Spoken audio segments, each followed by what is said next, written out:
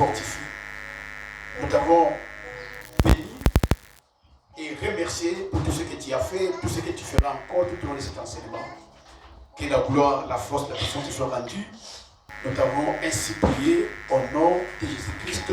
Amen. Amen. Applaudissons fortement.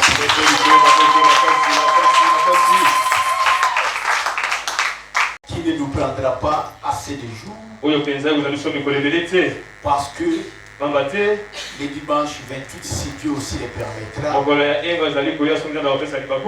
nous aurons à recevoir un ministre de Dieu ici qui s'occupera de nous tous jusqu'à la première semaine de l'année prochaine.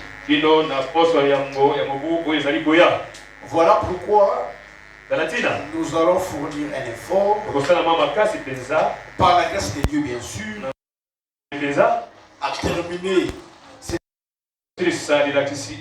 avant le dimanche 28 décembre. Les thèmes que nous allons développer est déjà au cours des mêmes enseignements, parce que l'imposition des mains à un moment donné touche certaines questions qui relèvent du sang. D'où il est nécessaire qu'on puisse avoir une connaissance aussi en ce qui concerne les grâces de Dieu. Ce qui nous permettra, lorsque nous allons décortiquer les positions des mains, que nous ne puissions pas avoir beaucoup de difficultés. C'est ça un peu les soucis que nous avons pour vous. Nous allons commencer aujourd'hui avec les sous-thèmes 1. Les grâces de Dieu.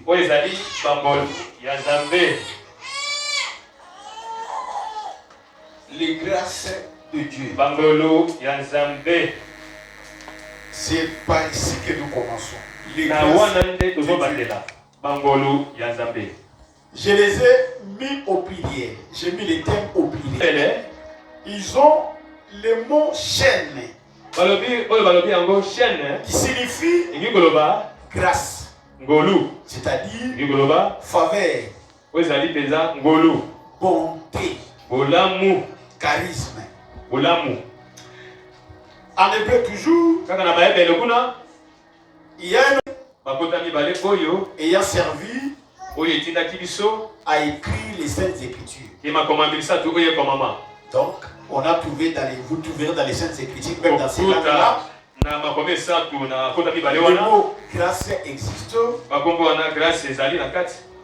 qui veut signifier tout simplement la faveur, la bonté, pitié, miséricorde, bienfait, bienveillance, pitié, un don. Alors, j'ai écrit les grâces au pluriel, les grâces de Dieu. Genèse 33, verset 11. Nous allons aussi ajouter 2 Chroniques, chapitre 6, verset 42. 2 Chroniques 6, verset 42. Et enfin, Acte 13, verset 34. Ce sont ces 4 écritures qui nous permettent de tirer le thème ou les sous-thèmes des grâces de Dieu. Je lis d'abord le premier texte, Genèse 32, 9 à 10.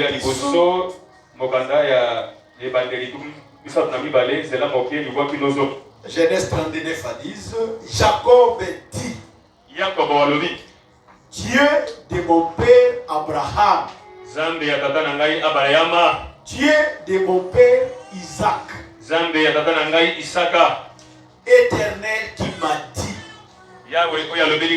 retourne dans ton pays Et dans ton lieu de naissance, et je te ferai bien. Là, Jacob s'adresse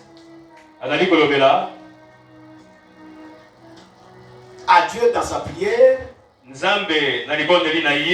parce qu'il devait rencontrer son frère Ésaü. Il devait rencontrer son frère Ésaü.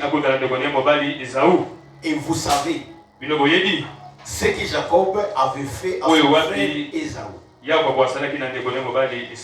Et Jacob devait rencontrer son frère Ésaü. La rencontre n'allait pas être facile. Et Jacob va adresser une prière à Dieu avant de rencontrer son frère Ésaü.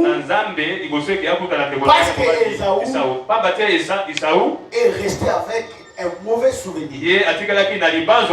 Vous le savez bien. Lui, Ésaü qui était le premier fils d'Isaac a vu son Dieu de naissance être arraché par son frère cadet Jacob. Et lui a perdu son Dieu de naissance. Il a manqué, raté les bénédictions de son père. Parce que son père n'avait qu'une seule bénédiction pour son fils aîné. Il a prononcé toutes les bonnes paroles à Jacob. Et quand Ésaü est arrivé, c'était déjà trop tard. Jacob, concernant les grâces que Dieu lui avait, mais il lui apporte un présent. Il lui dit, je t'apporte un présent. Vous allez, l'enseignement que j'ai fait est beaucoup plus doctrinal. C'est beaucoup plus doctrinal. Donc, je n'entrerai pas tellement dans les révélations, mais ça sera dans le cas. Parce que j'ai essayé beaucoup plus doctrinal. C'est beaucoup plus doctrinal. Donc, il lui dit, accepte mon présent. Parce que la seule façon pour lui d'apaiser la colère de son frère, c'est de lui apporter. Et il lui dit, le présent qui t'a été offert, accepte-les. Accepte-les. Pourquoi il faut accepter? Puisque Dieu m'a comblé de grâce. Et je ne peux rien. Il m'a comblé de grâce. Alléluia. Dieu m'a comblé de grâce. Ma sœur, mon frère, je vous ai dit que je serai beaucoup plus doctrinal. Laissez pas Dieu à la manière des autres. Mais quand vous servez Dieu, rassurez-vous que les grâces de Dieu sont sur vous.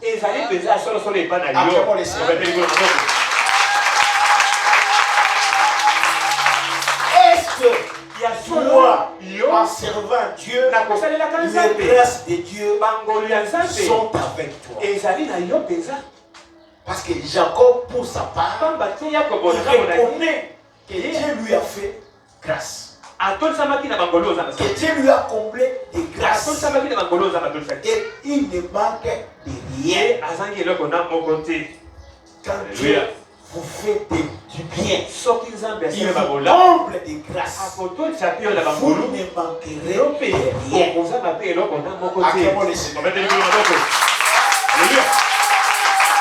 Il m'a comblé de grâce. Et l'Écriture nous dit, et Ésaü accepta. Il accepta. En d'autres termes, son frère lui a pardonné. N'est-ce pas? Pour tous les mal qu'il avait fait. D'ailleurs, si nous commençons au verset 10, il dit à son frère, si j'ai trouvé grâce à Dieu, accepte le présent. Parce que moi, Dieu m'a comblé de grâce. Frère, ne servons pas Dieu à la manière des autres églises. Si nous voulons, nous servons Dieu à la manière des autres églises, à la manière des autres hommes de Dieu que nous connaissons dans ce monde, à la manière de tout le monde, il n'y aura aucune différence entre nous et eux. Ce qui doit nous distinguer, c'est que nous devons être comme les apôtres, un peuple comblé de grâce. Et cela est écrit comme Jacob. Dieu l'avait comblé de grâce. Et toi tu sers Dieu. Est-ce qu'il t'a comblé de ses grâces? Les grâces de Dieu. À quel moment le Seigneur. Dans 2 Chroniques chapitre 6 verset 42. 2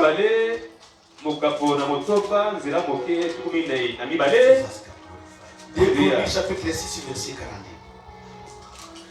Nous allons l'associer à Acte 13 verset 2.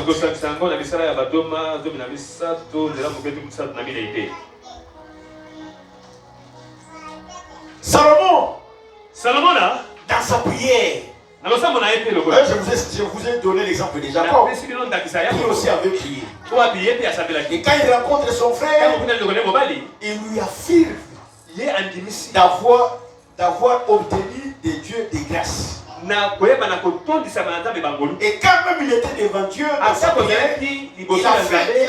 rappelle à Dieu les grâces qu'il lui a faites. Et ici, nous sommes avec Salomon. Je peux commencer ma partie de verset 41. C'est Jacob, plutôt c'est Salomon. Il dit à Dieu, maintenant, éternel Dieu, lève-toi, viens à ton lieu de repos. Toi, et lâche de ta majesté. Vous ne voyez même pas sa façon de prier. Dit à Dieu, dont la demeure, dont le trône se trouve au ciel. Mais il lui dit, lève-toi et viens. Alléluia. Est-ce que toi tu peux faire lever Dieu? Hein? Oui, il peut avoir cette audace-là de faire lever Dieu et de lui dire viens. Cela témoigne quel genre, quel type de relation qu'avait Salomon avec Dieu. Frères et sœurs, que Dieu aussi vous aide. Entretenez de très bonnes relations avec Dieu. Comme l'avait fait aussi Abraham. Vous savez qu'Abraham a entretenu de très bonnes relations avec Dieu. À tel enseigne que Abraham qui reçoit Dieu dans sa maison. Et Dieu voulant partir, Dieu dit, cacherait ces choses à Abraham. Et dit non. Frère, les relations qu'il faut avoir avec Dieu. Oh, pour avoir cette relation, il faut avoir la foi d'Abraham. Il faut être comme Abraham, un homme juste. Alléluia. Et aujourd'hui, la plupart des enfants de Dieu, même des prétendus ministres de Dieu, ne sont plus justes aux yeux de Dieu. Ne marchent plus dans la foi. Et comment quand ils vont prier, Dieu va écouter. Salomon dit à Dieu, lève-toi et viens. Est-ce que toi tu peux le faire? Tu peux dire à Dieu, lève-toi et viens à mon secours. Et Dieu s'élève. Et il vient aussi. Mais Salomon l'a fait. Quel genre de relation que lui avait intégré avec Dieu? C'est ce que nous les chrétiens d'aujourd'hui nous manquons. Les apôtres ont eu à développer une certaine type de relation avec Dieu. Ce que nous n'avons pas aujourd'hui. Il faut que tu changes ta façon de servir Dieu. Tu dois avoir une relation étroite. Une relation d'affinité avec Dieu. Et quand tu vis des choses, et les gens te trouvent comme un fou. Mais tu n'es pas un fou. Ce sont des paroles de vérité. Acclamons le Seigneur. Il dit que le sacrificateur éternel Dieu soit revêtu de salut et que tes bien-aimés jouissent du bonheur. Éternel Dieu, éternel Dieu, ne repousse pas ton loin. Ne repousse pas ton loin. Ne chasse pas ton loin. Ne le mets pas de côté. Souviens-toi des grâces accordées à David, ton serviteur. Vous comprenez? Lui, Salomon, rappelle à Dieu. Il dit souviens-toi des grâces que tu as accordé à David, ton serviteur. Parce que David n'était pas n'importe qui. David, c'est lui le père de Salomon. Et quand tu as fait la promesse, ce n'était pas à Salomon. C'est à David, le père de Salomon. Il a fait des grâces à David. Mais c'est Salomon qui lui rappelle.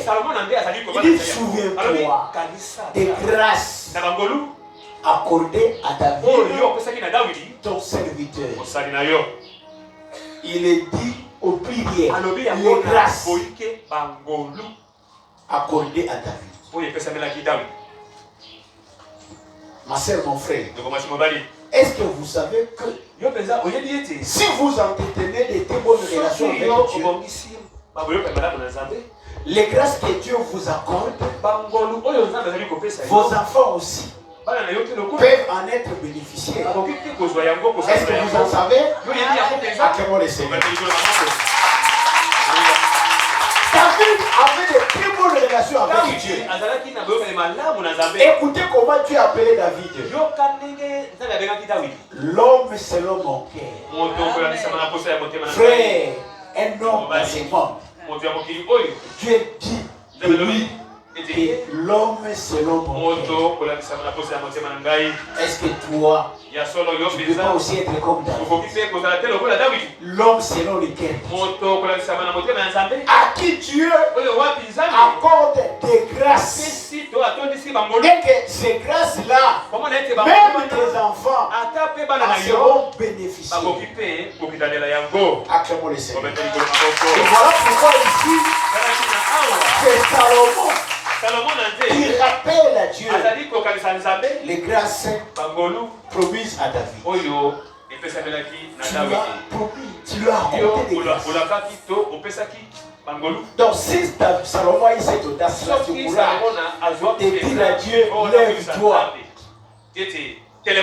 et viens, toi, et lâche de l'Éternel dans ton lieu de repos. C'est parce qu'il savait que Dieu avait accordé ou promis des grâces à David, son père. Et comme lui, il est l'enfant, le fils de David, donc les grâces dont question, il en bénéficie aussi. Et c'est pourquoi ce jour-là, il dit à Dieu, lève-toi, viens. Que Dieu te fasse grâce, que tu deviennes aussi comme Salomon. Frère, quelle amitié! Quel type de relation? Parce qu'il y a les grâces de Dieu. Acclamons le Seigneur. Actes chapitre 13, verset 34.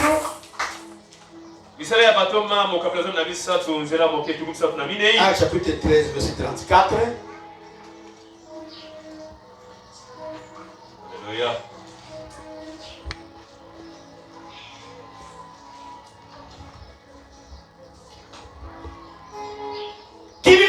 de mort, Ye asekui na bawa. de telle sorte qu'il ne retournera pas à la corruption.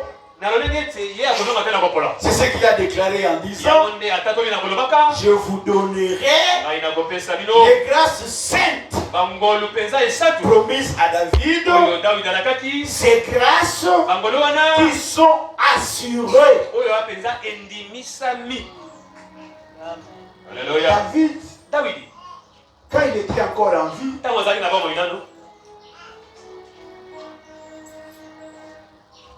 il a dit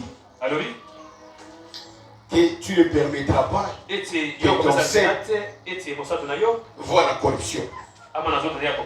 Et Dieu lui avait dit que toi, David, ton trône, toi, David, tu ne manqueras pas de descendance sur ton trône.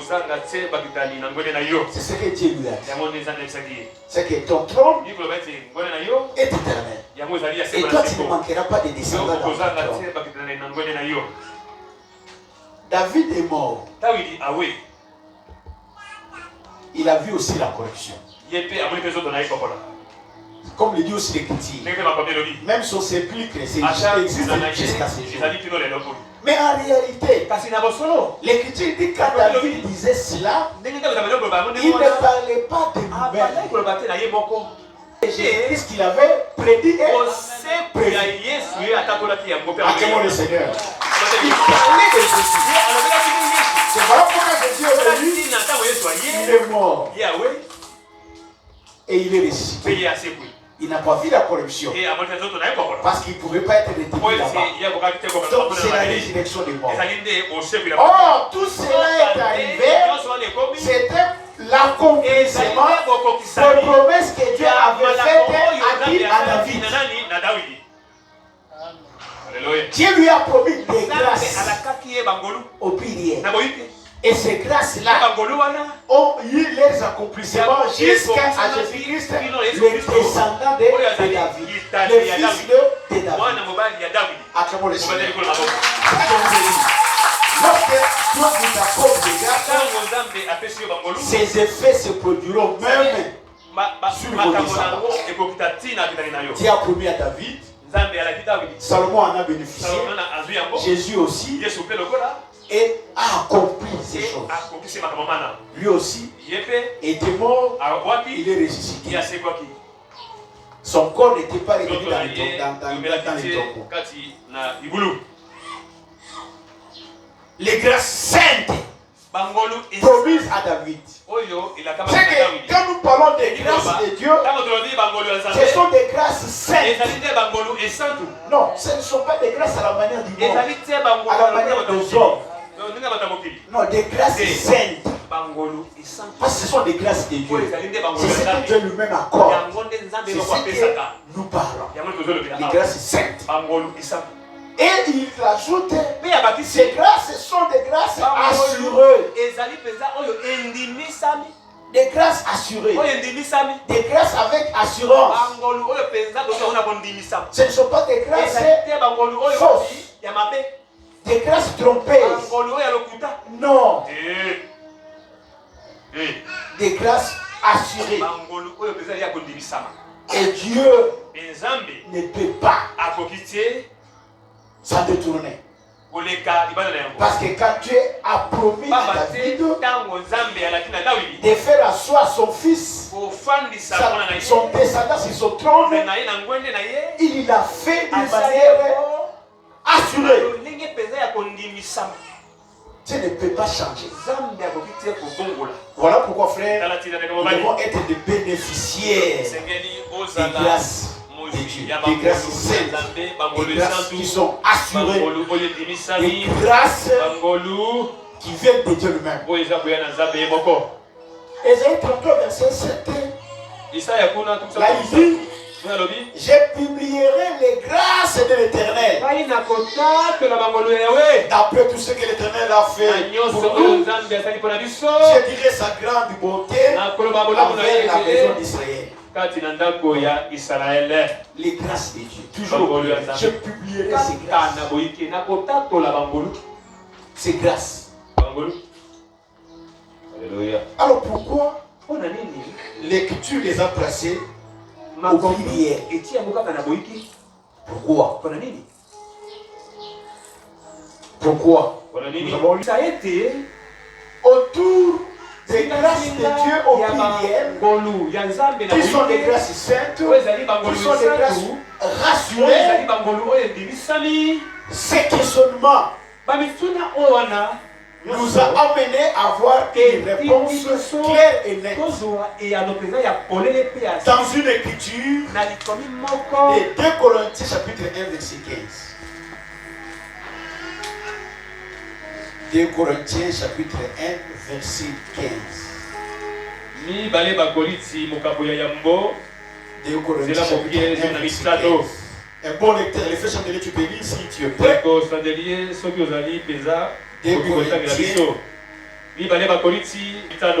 Corinthiens 1:15. Juste. Alléluia. Dans cette persuasion, je voulais aller d'abord vers vous, afin que vous eussiez une double grâce. Je voulais aller d'abord vers vous. J'ai, par exemple, j'ai. Voilà. Afin que vous eussiez une double grâce. Ok. Voilà.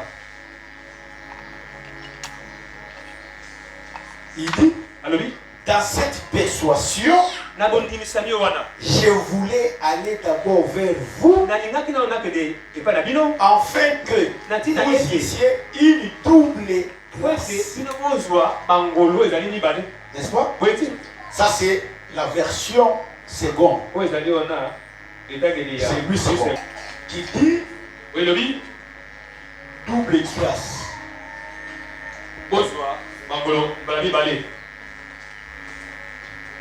Ça c'est la version lui second. Double grâce. N'est-ce pas?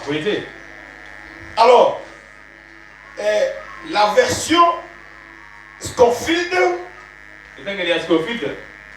que moi j'ai ici, dit, dans cette persuasion, je voulais aller d'abord vers vous, afin que vous ayez une seconde faveur. Une seconde faveur.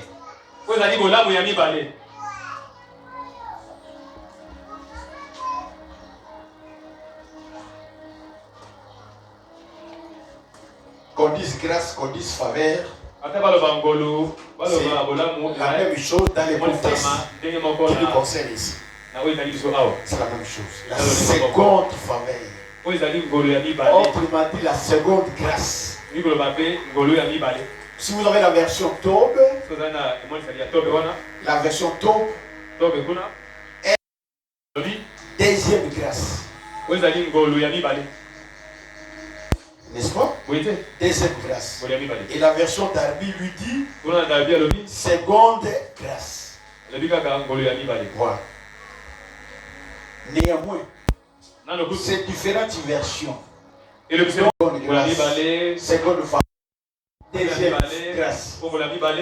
Montre que quand on dit double grâce, vous avez la première, vous avez la deuxième. Il y en a deux. Ceux qui ont dit seconde faveur, c'est qu'il y a eu la première faveur. Ceux qui disent deuxième grâce, c'est qu'il y a eu la première grâce. Donc il y a eu la première et il y a eu la deuxième.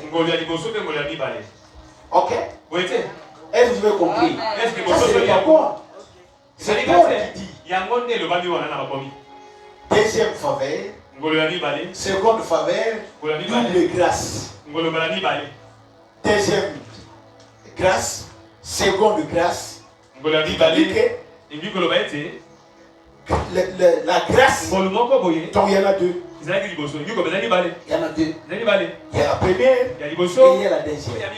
Il y a la première et il y a la seconde. Donc il y en a double. Donc pour ainsi dire, tout celui qui sert Dieu Quand nous disons les grâces de Dieu au pluriel, faites attention. Les grâces de Dieu au pluriel. Dans la vie de tout enfant de Dieu, vous devez en avoir double. La première et la deuxième. La première et la seconde. Vous devez avoir double grâce. Ne vous arrêtez pas seulement à avoir une seule grâce. Il faut en avoir deux. Parce que les grâces, quoi on dit les grâces de Dieu. Les grâces de Dieu au pluriel. La première, c'est la grâce de Dieu. La deuxième, c'est aussi la grâce de Dieu. Alors vous devez en avoir double. Il faut avoir en vous les grâces de Dieu. Maintenant, vous avez compris que c'est l'apôtre Paul qui fait la distinction des doubles grâces, de deux grâces. C'est Paul, c'est pas moi. Mais pourquoi l'apôtre Paul a eu à s'aimer les grâces de Dieu en deux? Parce que ce sont les grâces de Dieu. Et nous devons en avoir, mais il est saint en deux. Et quelles sont ces deux grâces? N'est-ce pas? La première grâce,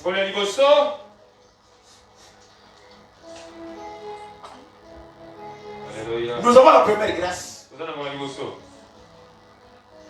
qui est liée à un temps, à une période, comme étant l'année des grâces. Un temps de grâce. Une période de grâce. N'est-ce pas?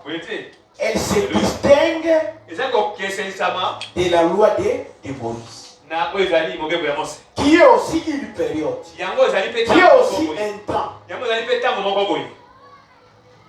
que vous avez compris?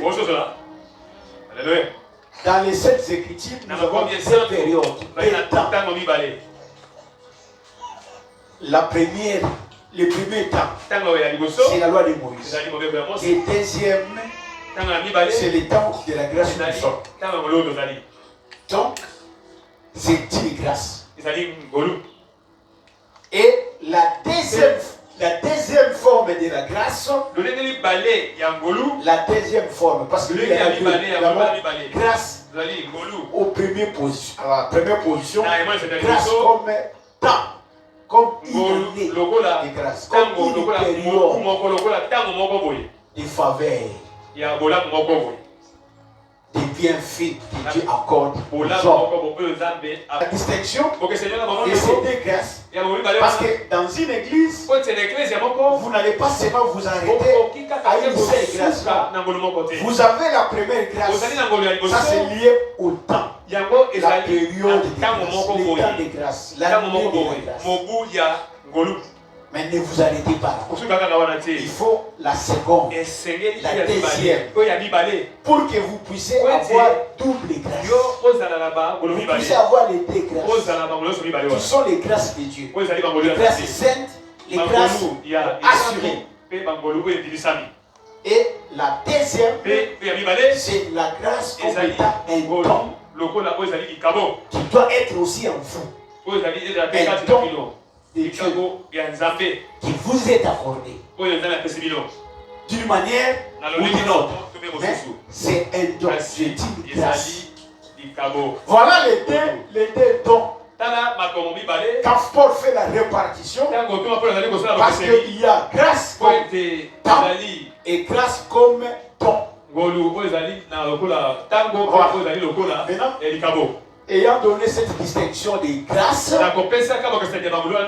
les frères vont nous aider. Vous écrivez ici A, point A, la grâce de Dieu comme temps de la grâce. La grâce de Dieu comme temps de la grâce. Voilà. Ça c'est la première forme de la grâce de Dieu. Non, laissez les premiers sous-textes. Sous-textes de grâce de Dieu. Tiens, tu laisses. Les grâces de Dieu. Point A. Grâce de Dieu comme un temps de grâce. Lokola tango ya ngolu. Voilà. Vous savez les hommes là comme ça. Point A.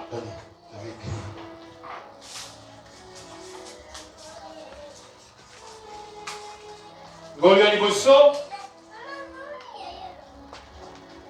Ezali ngolu ya Nzambe. Lokola tango ya ngolu. Voilà. Et la deuxième, c'est la grâce comme étant un don. Voilà pourquoi Paul dit au bien-aimé de Corinthe que dans cette persuasion, je vais aller d'abord vers vous afin que vous ayez une seconde grâce. Vous comprenez? C'est-à-dire qu'un ministre de Dieu, quand il arrive, il travaille. Non seulement vous aurez la première grâce, mais il va aussi par son travail pour que Dieu puisse vous accorder aussi la deuxième grâce. Il dit enfin que vous ayez. Voilà pourquoi les ministres de Dieu sont très importants dans la vie de tout enfant de Dieu. Acclamons le Seigneur. Alors nous commençons par le point A, la grâce de Dieu comme un temps, la grâce de Dieu plutôt comme un temps de grâce. Voilà, comme un temps de grâce. Je lis rapidement Jérémie 31 verset 2. Jérémie 31 verset 2.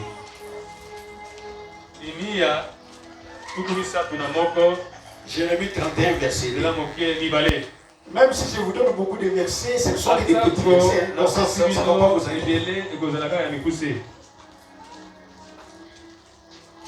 Jérémie 31 verset 2. Nous allons l'associer à Colossiens 1 verset 6. Colossiens 1 verset 6. Et puis Proverbe 22 verset 1. Commençons par Jérémie 31 verset 2. Ainsi parle l'Éternel. Il a trouvé grâce dans le désert. Le peuple de ceux qui ont échappé au glaive.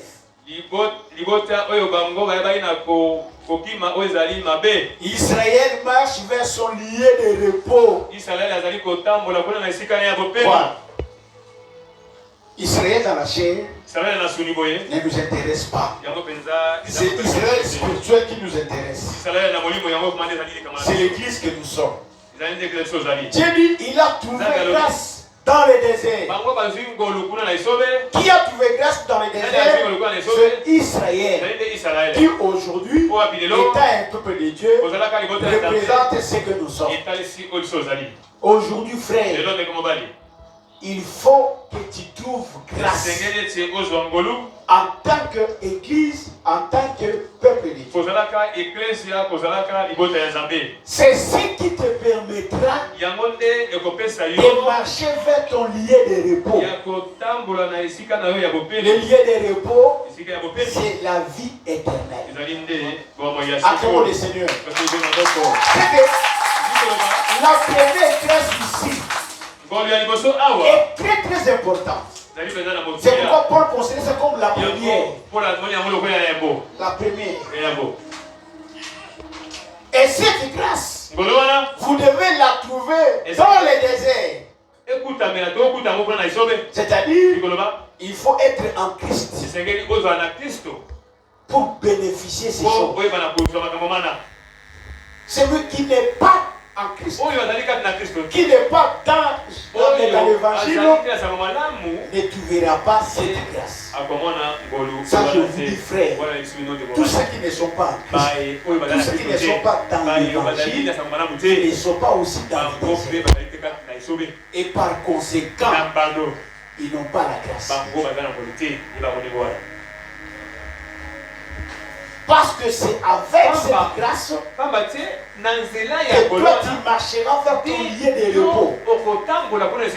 C'est-à-dire vers la vie éternelle. C'est pourquoi nous avons besoin de cette grâce qui est la première. Dans la vie de l'Église, dans la vie de tout frère, de toute sœur, est-ce que la première grâce, tu en as déjà trouvé? Qui conduit, qui fera en sorte que toi tu marches dans ton lieu de repos.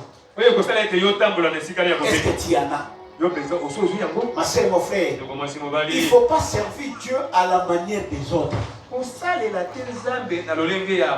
Moi j'ai toujours dit, s'il faut servir Dieu à la manière des autres, mieux vaut rester à la maison. Je mange, je bois, demain je mourrai. Et mon histoire est finie. Je viendrai ici pour faire. Mais moi, je sais que si j'ai accepté de servir Dieu et de me sacrifier pour son service, c'est à cause de la grâce qu'il m'a fait. C'est pour qu'un jour, j'arrive à mon lieu de repos, c'est-à-dire la vie éternelle. Et voilà pourquoi je vais servir avec beaucoup de sacrifices. Mais si toi, tu viens ici à la manière des autres et je viens seulement, je te dis reste à la maison. Parce que tu fais un travail inutile. Un travail inutile. Alors la prière. Alors la prière. Pour certaines personnes, c'est comme c'est un jeu. C'est un jeu. Il faut jouer. Qui vous dit qu'il faut participer, il faut jouer avec les choses de Dieu? Qui vous a dit ça? Si vous prenez les choses de Dieu comme vous jouez, comme vous ma soeur, mon frère, reste à la maison. Ici, tu veux perdre ton temps. Mais c'est lui qui sait qu'il ne vient pas perdre son temps.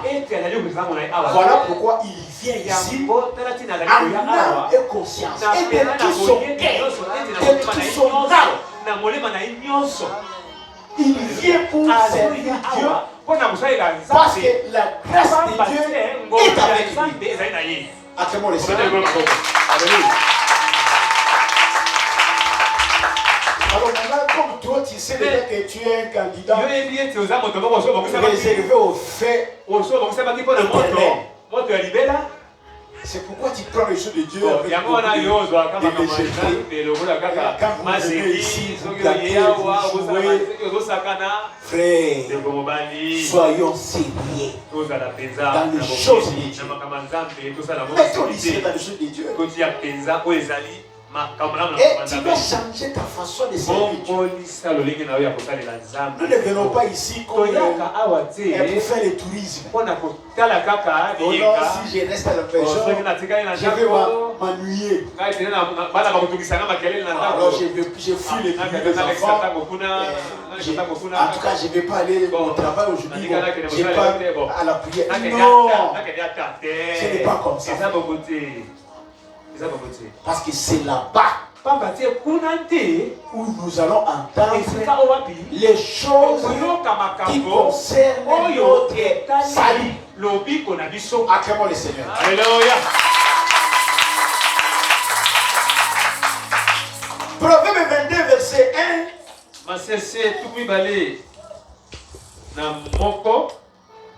que j'avais donné.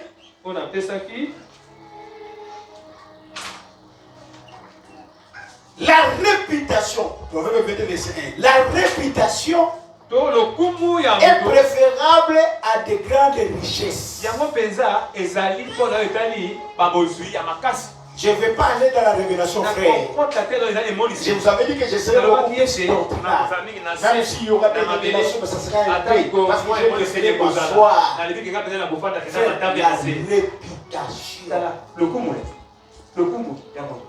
est préférable à des grandes richesses. La réputation.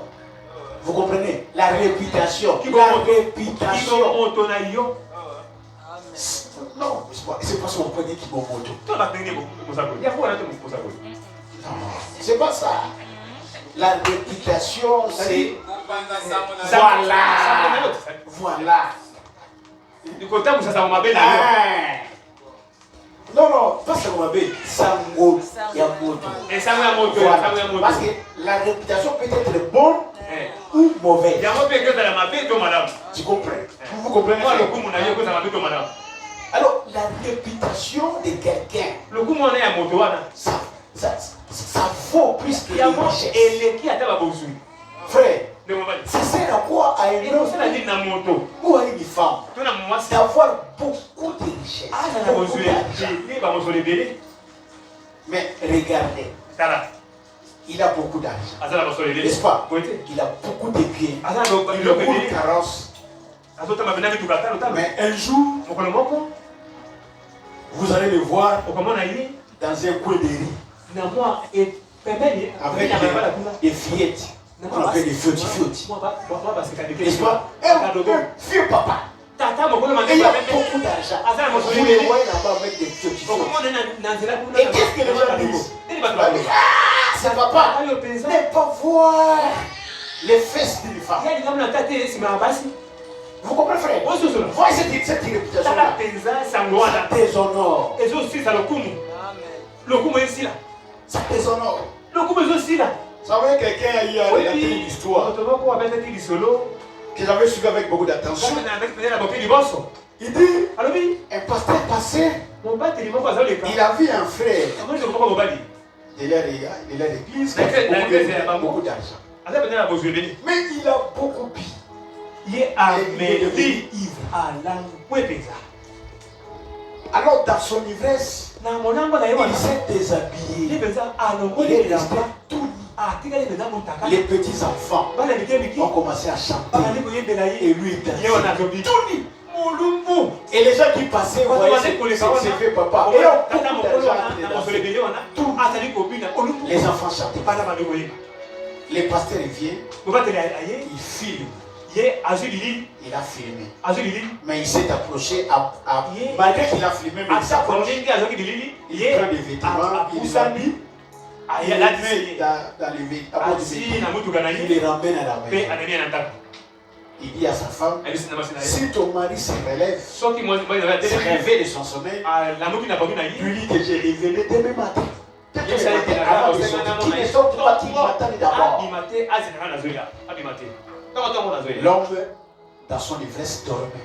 Tous les matins, les pasteurs, la nuit là, il s'est réveillé de son ivresse. Et sa femme lui dit non, les pasteurs a dit, demain matin, les choses pas. Tous les matins, il s'est réveillé. Qu'est-ce qu'il y a pour écouter? Je ne sais pas. Tous les matins, les pasteurs, il prend une chaise, il appelle l'homme à côté. Il lui relate une histoire. Il dit, hier en passant, j'étais vu ivre. Et les petits enfants chantaient des chansons et toi tu dansais. Il dit, non, pasteur. Moi, avec beaucoup de gens comme ça, j'ai vu non, pasteur, arrête ces histoires. J'ai dit, comme tu doutes, il ouvre. L'homme regarde. Il regarde. C'est moi. Il dit, pasteur, est-ce que ma femme connaît cette affaire? Il dit non. Je lui ai rien dit. Il dit moi, avec beaucoup de raisons comme ça, quand je bois, j'arrive jusqu'à ce stade. Il dit mais c'est pas normal. Un homme comme moi, avec beaucoup d'argent, je suis ivre et j'arrive jusqu'à ce point. Et depuis ce jour-là, il a mis fin à la boisson. Frère, l'honneur, la réputation, c'est l'honneur de quelqu'un. Je vous exhorte, frères et sœurs, gardez une très bonne réputation. Ne pensez pas que quand nous venons ici, les erreurs que nous commettons salissent notre réputation. Vous comprenez, frère? Lorsqu'on vous reproche à des histoires, un frère, il sait, peut commettre une bavure une fois. Et quand on te ramène, il faut plus répéter. Mais quand vous continuez, vous récidivez à la chose, c'est là ça lit votre réputation. Et tout le monde commencera à parler, mais à mal. Et cela est vrai. Oh, tel frère, il veut me solliciter un mariage. Tel frère, oh frère. Ah, pas lui. Pas lui. Oh, je voulais chercher une secrétaire. Ah, pas lui, pas lui. Vous comprenez déjà? Vous avez vous-même sali votre réputation. Frère, la réputation, c'est l'honneur de la vie.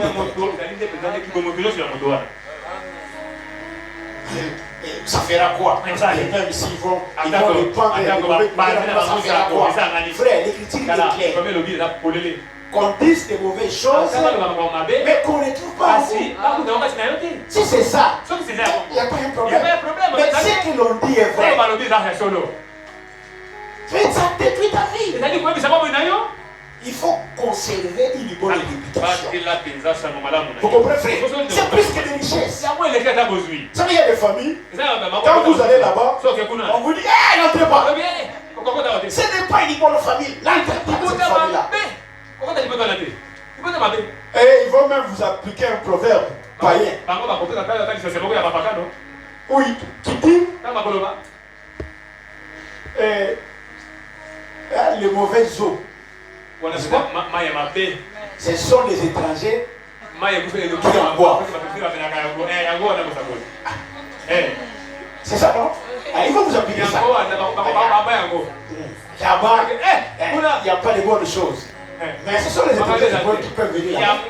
Mais nous qui sommes du quartier, nous connaissons tout là-bas. N'allez pas. C'est pourquoi un enfant de Dieu doit toujours garder sa réputation. Que les gens répandent des faux bruits, des mauvais messages contre vous. Mais quand on va vérifier, cela n'est pas ainsi.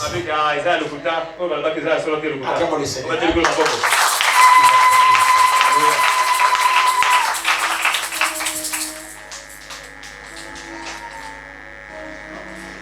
La grâce vaut mieux que l'argent et que l'or. Acclamons le Seigneur. La réputation, c'est le mot. On dit non. Elle a beaucoup de valeur que de grandes richesses. Mais la grâce alors. On dit la grâce. Elle a beaucoup de valeur que de l'or et de l'argent. La grâce ici. Frère, si Dieu vous en a fait, c'est fini, frère. Garde-la, protège-la, parce qu'elle a beaucoup de valeur que de l'or et de l'argent. La grâce de Dieu. La grâce de Dieu sur vous. Vous avez la grâce de Dieu. La grâce en rapport avec le temps dont nous faisons allusion, frère. Mais si vous en avez, frère, c'est plus que de l'or, c'est plus que de l'argent. Même si je n'ai pas de maison, même si je n'ai pas ceci, je n'ai pas cela, mais j'ai bénéficié de la grâce de Dieu. Je suis heureux. Acclamons le Seigneur. Est-ce que toi tu en as bénéficié? Voilà. Colossiens 1, verset 6. Le frère Charles Le Pénil, s'il est là. Colossiens 1, verset 6. Suivez de près Colossiens 1, verset 6. Milliers de vous et dans le monde entier. Il porte des fruits et il va grandissant, comme c'est aussi le cas parmi vous. Depuis le jour où vous avez entendu et connu la terre. Depuis les jours où vous avez entendu et connu la grâce de Dieu conformément à la vérité. Depuis les jours où vous avez entendu et connu la grâce de Dieu conformément à la vérité. C'est que la grâce de Dieu, on l'entend. C'est un homme. Alléluia. Est-ce que toi tu l'as déjà entendu? Est-ce que toi tu l'as déjà connu? Alléluia. Tu as déjà vu la grâce de Dieu. Oh, la grâce de Dieu, c'est Jésus-Christ lui-même. Acclamons le Seigneur. C'est lui la grâce de Dieu. Une femme a été surprise en flagrant délit d'adultère. Oui. On l'a surpris en flagrant délit d'adultère. Moïse a dit, les gens qui avaient arrêté cette femme l'ont emmené à Jésus-Christ. Ils ont dit à Jésus, cette femme que tu vois, nous l'avons surpris en flagrant délit d'adultère. Moïse nous a dit, de telles femmes, nous devons les lapider. Mais ils ont commis une erreur en ramenant à Jésus. Parce que Jésus, auprès de qui ils ont amené cette femme, c'était lui la grâce. Ils l'ont amené à la grâce. Jésus écrit. Quand ils ont amené la femme, il lève le visage. Ils ont dit à Jésus, Moïse a dit, et telle femme, il faut les lapider. Toi, la grâce. Toi, Jésus. Jésus leur dit, celui d'entre vous qui n'a jamais commis un péché, qu'il soit le premier à la péché.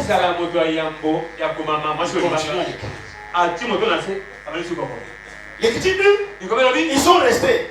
Les propos de Jésus, ces paroles-là, a commencé à toucher les consciences, à reprocher les consciences.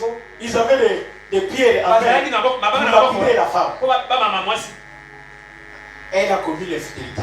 On l'a surpris en flagrant délit d'adultère. Mais moi, hier soir, j'avais volé. Jette la pierre, il s'est retiré. Mais moi aussi, avant de venir ici, j'ai menti. Jette la pierre. Et ainsi de suite. La femme est restée seule. Jésus relève sur le visage et dit la femme seule. Il lui pose la question. Ils ne t'ont pas condamné? Non, ils ne m'ont pas condamné. Jésus lui dit, moi non plus. Je te condamne pas. Va et ne péche plus. Acclamons le Seigneur. Parce que c'est ce jour-là que cette femme avait entendu la grâce. C'est ce jour-là que cette femme avait connu la grâce. Frère, la grâce c'est Jésus.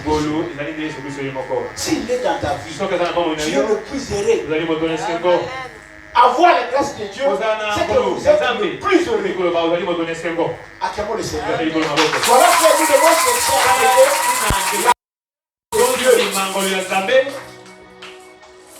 soit avec lui. Nous devons la connaître. Nous devons l'entendre. Quand il parle, vous devez l'entendre. Vous devez aussi les connaître. Alléluia.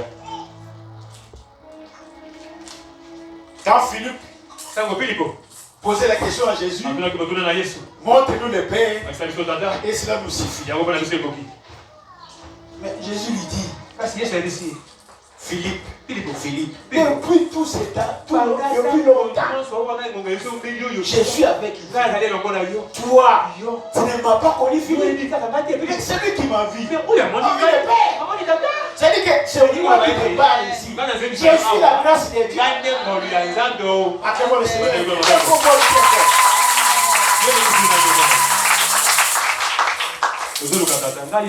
C'est lui Jésus-Christ. Il est pour nous la grâce, frère. Quand vous l'entendez, vous avez la vie sauve. Alors nous allons lire Galates chapitre 3, verset 18.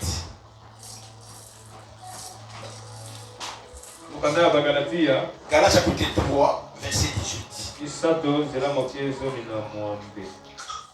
Galates chapitre 3, verset 18. Oui. Car sous l'héritage venait de la loi, il ne viendrait plus de la promesse. Or, c'est par la promesse que Dieu a fait à Abraham, c'est donc de sa grâce. Ok. L'héritage, c'est la vie éternelle que Dieu a promis à Abraham. Et l'Écriture dit que la promesse qu'il a faite, c'est la vie éternelle.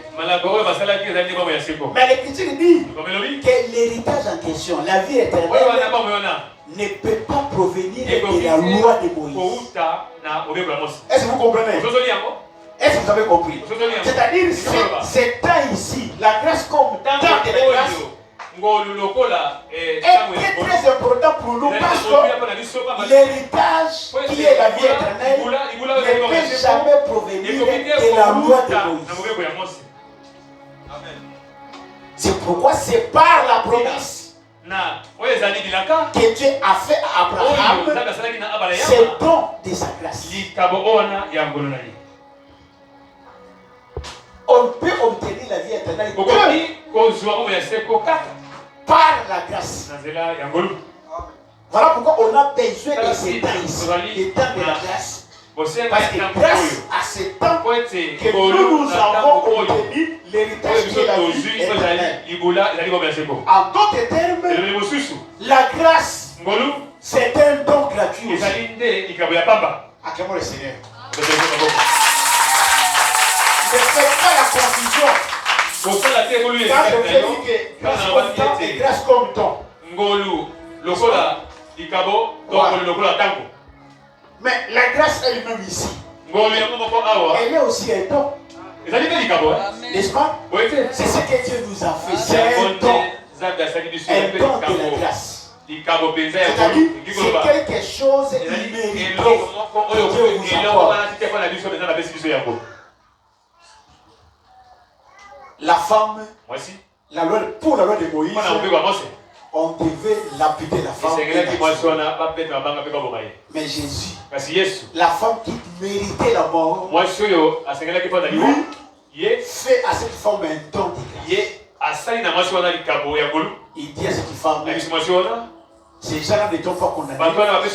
Moi aussi, je te condamne pas. C'est la grâce. C'est un don. Elle ne l'a pas mérité. N'est-ce pas? Parce que par rapport à ce qu'elle avait fait, elle méritait quoi? La mort. Mais la grâce lui fait à cette femme un don qu'elle n'a pas mérité. Voilà pourquoi que la grâce c'est un don mérité. C'est un don de Dieu. D'ailleurs, si vous lisez Romains 6, verset 23, il ne dit pas, là vous allez voir ce que Paul dit. Il dit, l'essai du péché, c'est la mort. Mais les dons gratuits de Dieu, c'est la vie éternelle. Vous comprenez, frère? La vie éternelle que nous obtenons aujourd'hui, mais nous l'obtenons, c'est par la grâce. C'est-à-dire, c'est un don gratuit. Tu as accompli des choses, c'est parce que tu as fait des biens. Non. Ce n'est pas parce que moi j'ai marché dans la terre de Dieu. Je ne vole pas, je ne tue pas. C'est pourquoi moi j'ai la vie éternelle. Ce n'est pas ça. La vie éternelle, c'est un don gratuit que Dieu nous a donné. C'est par la grâce. C'est un don que Dieu nous donne gratuitement. Tu ne l'as pas acheté. Tu n'as rien payé. Mais c'est gratuitement comme ça. Il dit toi, tu es sauvé. Toi, tu es la vie éternelle. C'est un don. Même si vous lisez Jean 4, verset 10, vous allez lire à la maison, Jean 4, verset 10, c'est là où Jésus, Jésus lui répondit, Jésus répond à la femme samaritaine. Si tu connaissais le don de Dieu, et c'est lui qui te dit, si tu connaissais le don de Dieu, et c'est lui qui te dit, c'est parce que la femme ne connaissait pas. Celui qui était devant elle, c'est Jésus là. Il était le don de Dieu. C'est lui la grâce de Dieu. C'est pourquoi il faut bien connaître Jésus dans ta vie. Qui est Jésus-Christ pour toi? Dans ce temps où nous sommes, c'est un don. Donc la grâce de Dieu, comme un don, c'est un don gratuit, c'est une faveur que Dieu accorde gratuitement. Dans cette période où nous sommes, comme il dit, les Écritures. Alors, nous allons lire des Écritures rapidement. Frère, tu commences par Ésaïe 61, verset 1 à 2. Ésaïe 61, verset 1 à 2. Et puis, Luc 4, verset 19. L'Esprit du Seigneur, l'Éternel est sur moi. Car l'Éternel m'a oint pour porter de bonnes nouvelles aux malheureux. Il m'a envoyé pour guérir ceux qui ont le cœur brisé, pour proclamer aux captifs la liberté et aux prisonniers la délivrance, pour publier une année de grâce de l'Éternel et un jour de vengeance de notre Dieu, pour consoler tous les affligés. Arrêtez-vous là-bas. Alors moi j'ai lu ce que lui a lu là-bas. Je l'ai lu dans Luc chapitre 4. Je commence par le verset 18. L'Esprit du Seigneur est sur moi. C'est ce qu'il a dit là-bas. Parce qu'il m'a ouvert pour annoncer une bonne nouvelle aux pauvres. C'est ce qu'il a dit. Il m'a envoyé pour guérir ceux qui ont le cœur brisé. Pour proclamer aux captifs la délivrance. C'est ce qu'il a dit dans Isaïe. Et aux aveugles le développement de la vie. C'est ce qu'on a dit là-bas. Pour renvoyer libre les opprimés. C'est ce qu'il a dit. Pour publier une année de grâce du Seigneur. C'est ce qu'il a dit. Ici, j'ajoute le verset 20. Ensuite, il ouvra les livres et les remit aux serviteurs des assassins. Vous comprenez? Vous savez ce que Jésus a fait? Il lit les mêmes passages qu'Ésaïe chapitre 62 là. Il a lu ça. Il a ouvert, on lui a donné, il fait la lecture. Il commence par le début. Quand il a seulement cité une année de grâce du Seigneur, il prend les livres, il les fait et il va s'asseoir. Mais la suite de la partie, il n'a pas dit. C'est quelle chute là-bas? Pour accorder aux affligés de non. Après avoir cité une année de grâce, il disait la partie une année de grâce. Pour publier une année de grâce de l'Éternel et un jour de vengeance de notre Dieu. Voilà. Et un jour de vengeance, Jésus n'a pas lu ça. Il s'arrête seulement à une année de grâce. Donc l'Esprit du Seigneur est sur moi. Sur lui, Jésus. Si vous continuez en bas, cette portion de l'Écriture que vous venez d'entendre vient de s'accomplir. Donc lui, il a compris ça. Mais il s'arrête à une année de grâce. Et un jour de vengeance. Pourquoi il se tue? Parce que les jours de vengeance ne pouvaient pas être accomplis. Ça s'accomplira les jours de l'Éternel. Alors comme on n'était pas encore au jour de l'Éternel là, Jésus ne pouvait pas continuer jusqu'à ce niveau-là à citer les jours de vengeance. Est-ce que vous avez compris? Il s'arrête à une année de grâce. L'Esprit dit sur moi, pour faire ceci, pour faire ceci, et en fait pour publier une année de grâce du Seigneur. Et il s'arrête là. Et la parole qu'il vient de lire s'est accomplie. L'année de grâce, qui est venu la publier, ou qui est venu l'introduire, c'est lui-même Jésus. Est-ce que vous avez compris? Qui l'a introduit? C'est lui-même Jésus. On l'appelle année de grâce. C'est par rapport au passé. Le temps passé. C'est le temps de la loi. Or, le temps de la loi, l'année de la grâce ici n'existe pas. Et celui qui est venu publier qui ouvre cette année, c'est lui-même Jésus. À quel moment le Seigneur? Donc nous sommes dans l'année de la grâce. Nous sommes dans ce temps de la grâce. Ma soeur, mon frère, nous devons être contents. C'est le temps de la grâce. L'année de la grâce. Regardez la femme. Moïse dit, on vous surprend. Une femme en fréquente de la lycée, il faut la tuer. Il ne faut pas la pardonner, il ne faut pas la jeter. Mais Jésus, auprès de qui on a amené la femme, il dit à cette femme, moi, non plus je te condamne. Va, et ne pêche plus.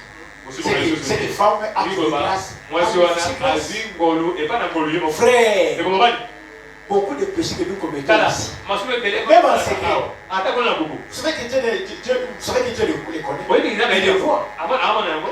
Si nous étions au temps de Moïse, au temps de la loi, frère, beaucoup ici ne vivront pas. Je vous dis des vérités, frère. Beaucoup ici ne vivront pas. Il y aurait eu des morts. Et chaque jour, il y aurait eu des morts. Chaque jour, il y a des morts.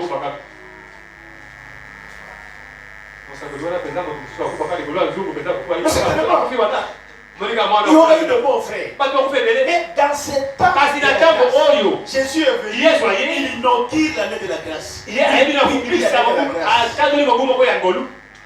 Même ceux qui ont commis des péchés graves, il les pardonne. Il oublie aussi. Mais ceux qui n'existaient pas dans le temps de la loi, acclamons le Seigneur.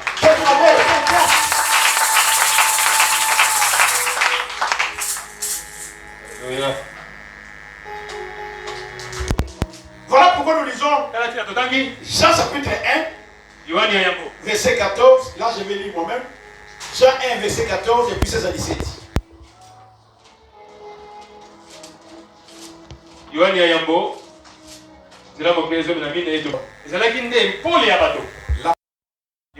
C'est Jésus. En elle, il y avait la vie. La vie était la lumière des hommes. Voilà. Verset 16 à 17. Et nous avons tous reçu de sa plénitude. Et grâce sur grâce. Nous l'avons reçu de qui? de Jésus, de sa plénitude. Pourquoi? Parce qu'en lui, Jésus habita toute la plénitude de la divinité. Dieu habita dans sa plénitude. Et en lui, Jésus, nous avons reçu grâce sur grâce. Car la loi a été donnée par Moïse. La grâce et la vérité sont venues par Jésus. Amen. Acclamons le Seigneur. Amen. Moïse, lui, nous a amené la loi. Mais Jésus, lui, nous apporte la grâce et la vérité. Pourquoi on dit la vérité? Parce que Moïse, en son temps, nous a dit ceci. Celui qui commet un péché, s'il veut obtenir le pardon de ses péchés, il doit apporter à Dieu un sacrifice de culpabilité. Il faut amener du bétail. Soit une vache, soit un veau. Vous amenez un animal. On égorge. Les sangs jaillit et vous obtenez le pardon de vos péchés. N'est-ce pas? Or, si les sangs de ces taureaux et vous et de vous ôtaient le péché, mais les hommes n'auraient pris conscience de leur péché. En réalité, dans le rouleau du livre, il était question de moi. Moi qui? Jésus. Pour faire, oh Dieu, la volonté.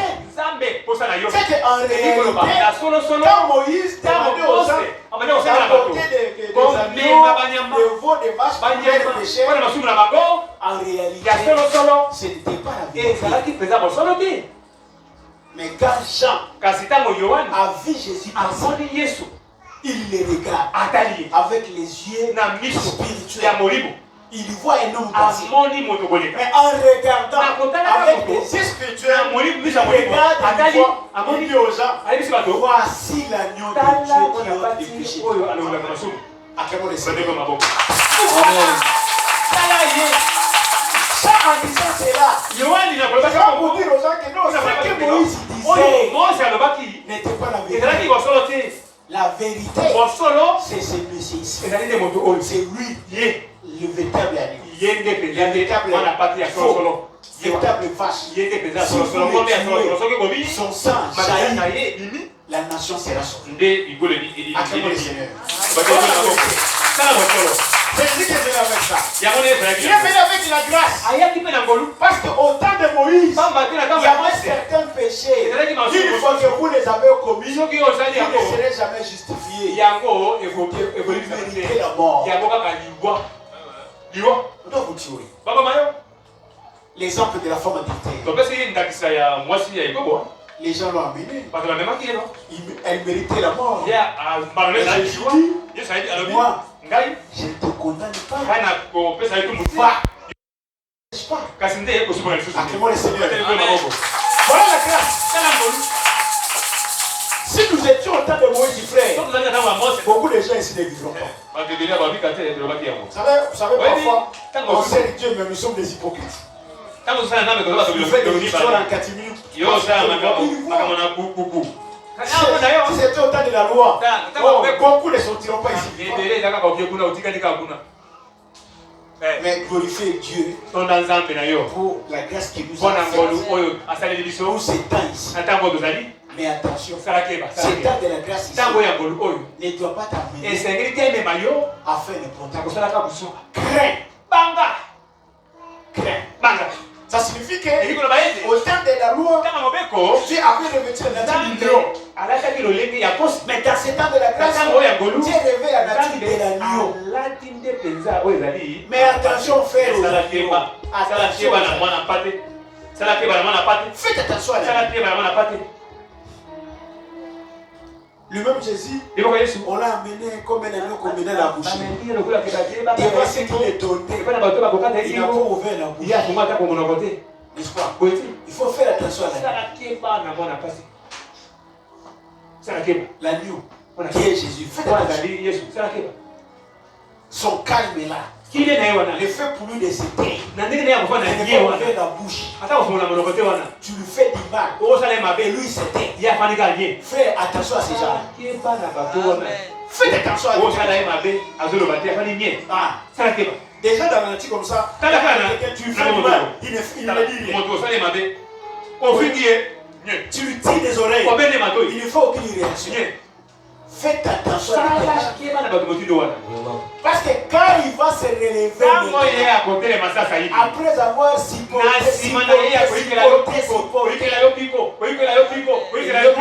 quand il va se lever, ça c'est fini. Il n'écoutera personne. Même si vous le suivez, il n'écoutera personne. C'est ce que Jésus fait maintenant. Il est l'agneau. Nous faisons les mal. Il supporte. Pardon. Mais attention frère, la colère de l'agneau, quand ça va se révéler, personne ne sera pas. Et à ce temps ici, on fait n'importe quoi, il pardonne. Mais à ce temps-là, il faut faire attention. C'est pourquoi les temps dans lesquels nous sommes, ça doit nous intéresser. Les frères valident Ésaïe 49, verset 8. Les temps de la grâce. Celui qui était autrefois lion devient aujourd'hui agneau. Il dit faites attention. Ne prenez pas la grâce de Dieu. Faites attention frère. Nous sommes au temps de la grâce. On peut faire ce qu'on fait. Attention frère. Ça c'est la nature de l'agneau. Dieu a pris la nature de l'agneau.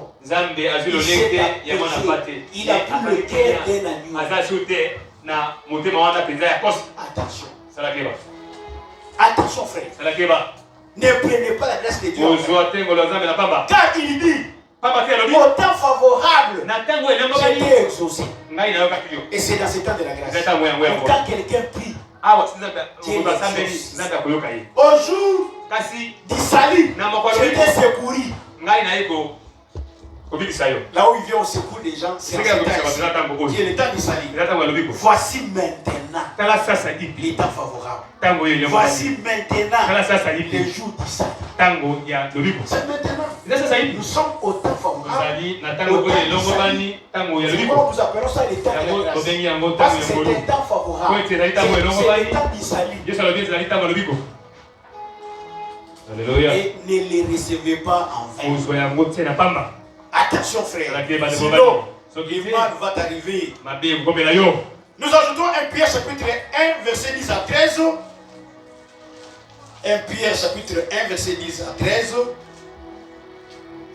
Là je lis moi-même rapidement. Parce que il ne nous reste que 2 ou 3 minutes. Même 4 on peut ajouter. 1 Pierre 1, 10 à 13.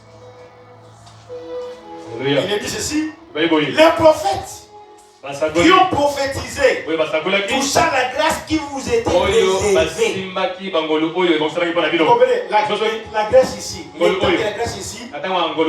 prophètes de l'ancienne alliance en avaient touché. Quand ils prophétisaient, ils en faisaient allusion.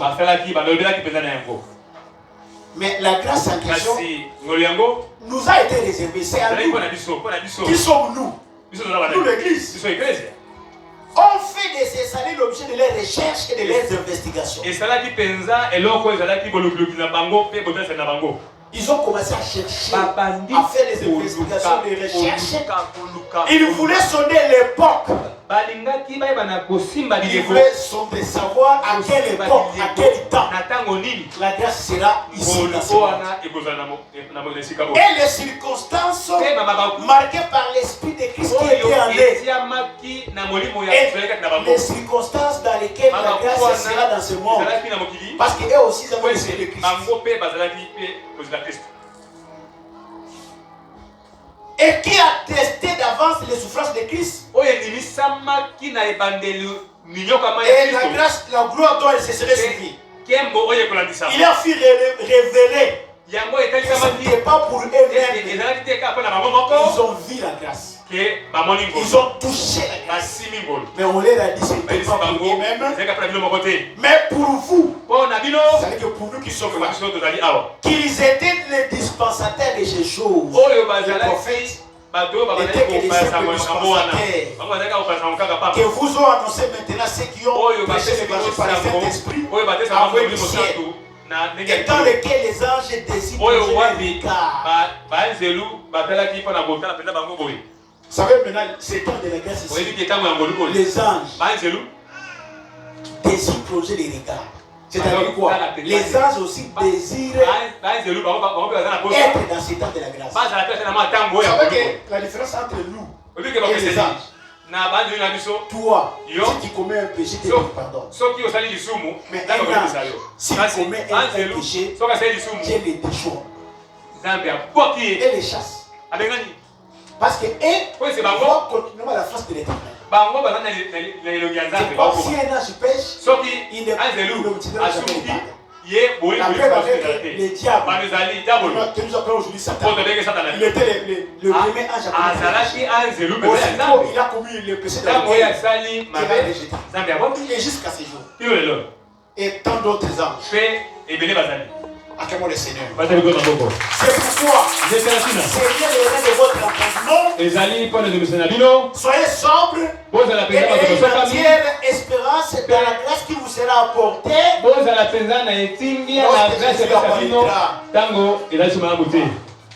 Tu veux maintenant être dans cette espérance. Alors nous lisons 3 courts versets. Je les lis simples rapidement pour terminer. Acte 11, verset 23. Acte chapitre 11, verset 23. Acte 11, verset 23. Lorsqu'il fut arrivé et qu'il eut vu la grâce de Dieu, il s'en réjouit et il les exhorta tous à rester des cœurs fermes attachés au Seigneur. Vous savez que la grâce, si elle est en vous, même dans votre église, les gens doivent voir ça. Est-ce que vous avez compris, frère? Il faut que les gens voient en nous la grâce de Dieu. Et ceux qui ont la grâce de Dieu doivent rester attachés au Seigneur. Acte 13, 43, il dit,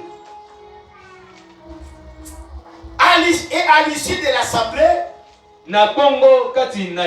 beaucoup de juifs et de prosélytes suivirent Paul et Barnabas, qui s'entretenaient avec eux et les exhortaient à rester attachés à la grâce de Dieu. Voilà l'exhortation que nous vous adressons, frères. Restons attachés à cette grâce. Reste attaché à la grâce de Dieu. Et enfin, 1 Pierre 5, verset 12. 1 Pierre 5, verset 12. C'est par Sylvain qui est, à mes yeux, un frère fidèle, que je vous ai écrit ce peu de mots pour vous exhorter et pour vous attester que la grâce de Dieu à laquelle vous êtes attachés est véritable. Frère, la grâce ici, c'est la véritable grâce. C'est la vraie. Et restez attaché à cette grâce parce qu'elle est la véritable. Mais quand vous ne vous restez pas attaché à cette grâce, vous êtes le plus malheureux. Amen. Pour la prière.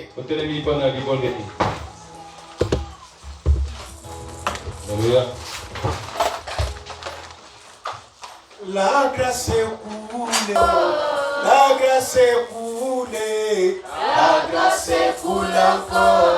La grâce est coulée. La grâce est coulée encore. Ne foulez pas la grâce de Dieu. La grâce est coulée encore. Ne foulez pas la grâce de Dieu. La grâce est coulée encore. Oh, coule encore. La grâce est coulée encore. Coule encore. La grâce est coulée encore. Oui, quel est le sang de l'écran? Nous vous demandons avec beaucoup d'égard, beaucoup de respect, avec beaucoup de considération que nous avons envers vous. Essayez un peu d'arranger, de vous rapprocher. Partout il y a des vides. Comme ça nous allons avancer. Complétez les vides qui sont devant vous. Comme ça, le retardataire s'assiront après vous. Faites-les rapidement.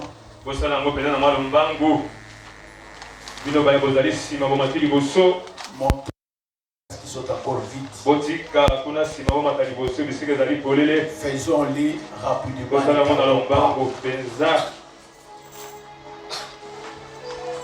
Ce que nous lisons, ça vous concerne. Les mamans qui sont à l'extérieur, il y a des places à l'intérieur. Les sorciers là au retardataire. Les jeunes qui sont là.